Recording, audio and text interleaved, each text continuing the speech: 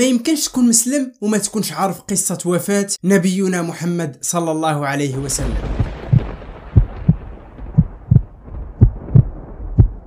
خير رسول الله فاختار الرفيق الأعلى من الجنة. قبض رسول الله. قصة وفاة نبينا محمد صلى الله عليه وسلم غادي نحكيها لكم باختصار وبأبسط طريقة ممكنة.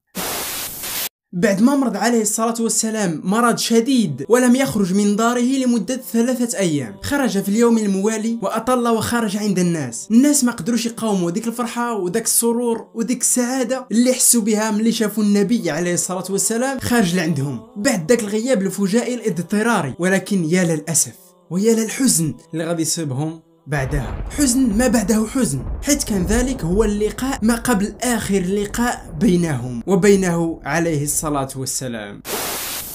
وفي غياب رسول الله بسبب اشتداد المرض عليه، كان أبو بكر رضي الله عنه كما تعلمون هو اللي كان كيصلي بالمسلمين الصلوات الخمس، وإذا بالناس في صلاة الفجر يتفاجؤون بسيدنا النبي كيطلع عليهم، ثم ابتسم وهو مسرور، وكان وجهه عليه الصلاة والسلام يشيع نورا وطمأنينة وسكينة، وما رأوا مثله قط، حتى أنهم من شدة الفرح برؤيته دهشوا دهشا عجيبا وظنوا أنه شفي عليه الصلاة والسلام وأنه رجع إليهم سالما. رجع بعدها مباشرة لبيته، ولم يستطع أحد أن يدرك أن الرسول عليه الصلاة والسلام قد حان وقت رحيله إلا عمه عباس، فقد عرف أن أجل نبينا محمد عليه الصلاة والسلام قد حان، وعلامات الموت واضحة على محياه وملامحه.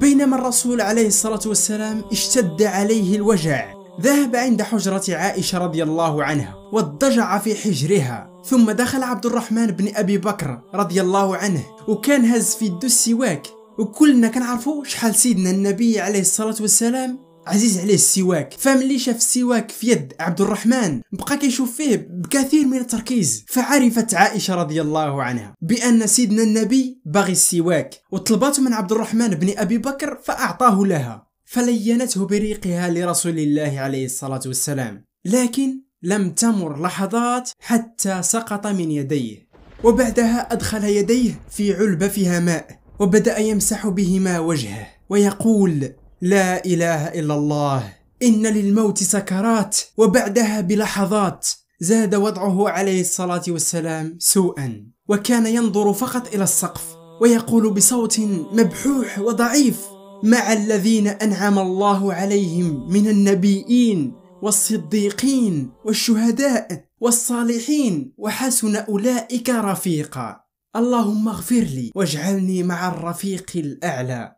وهكذا كانت آخر الكلمات التي نطق، ثم مالت يده ومال راسه في اتجاه رأس عائشة رضي الله عنها، ثم قبض الله روحه. قبض رسول الله عليه الصلاة والسلام، قبض رسول الله عليه الصلاة والسلام.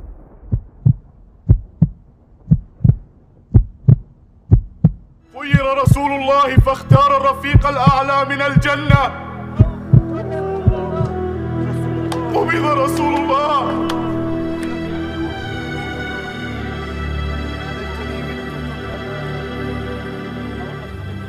وكان ذلك يوم الاثنين، ولما وصل النبأ للمسلمين كان وضعهم لا يمكن أن نصفه بأي كلمات أو عبارات مهما كانت مؤثرة وحزينة. فالمسلمين دخلوا في حالة من الحزن والاضطراب تعجز لغات العالم عن وصفها، فمنهم من لم يستطع أبدا تصديق ذلك، أن يصدق النبأ.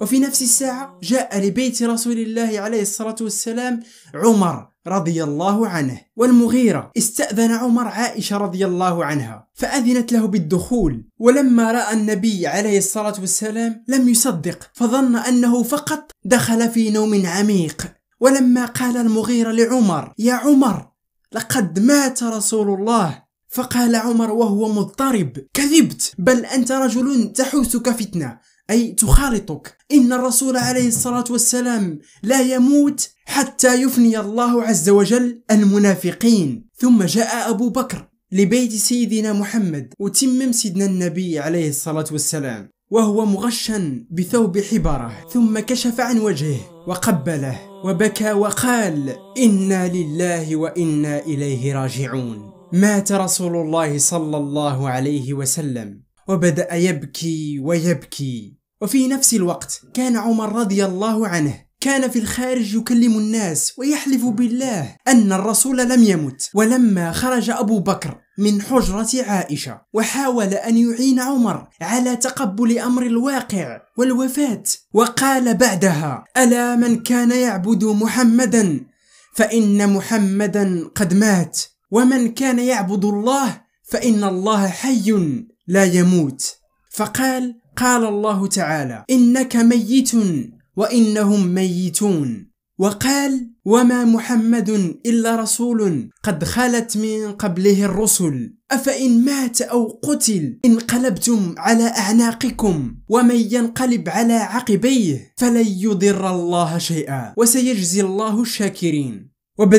وبدأ كل الناس يبكون ويبكون، وهوى سيدنا عمر رضي الله عنه على الأرض يبكي ويبكي. نعم، إنها قصة وفاة، ليست كقصة باقي الوفيات، قصة وفاة أعظم وأشرف خلق الله مر على هذه الدنيا الفانية.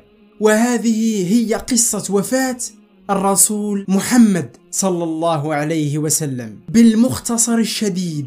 الرسول والقائد اللي مات وما خلى في داره درهما ولا دينارا واحدا ولا رغيف خبز لعياله، فكل ما خلاه بعد موته هي أرض خلاها لابن السبيل صدقة، كما روت عائشة رضي الله عنها وجويرية بنت الحارث. ولكم أن تتخيلوا كيف لقائد وصاحب سلطة مادية ومعنوية أن يمت ولا يترك في بيته شيء.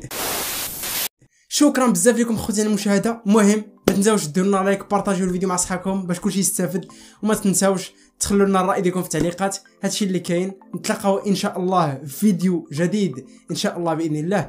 استودعكم الله والسلام عليكم ورحمه الله وبركاته.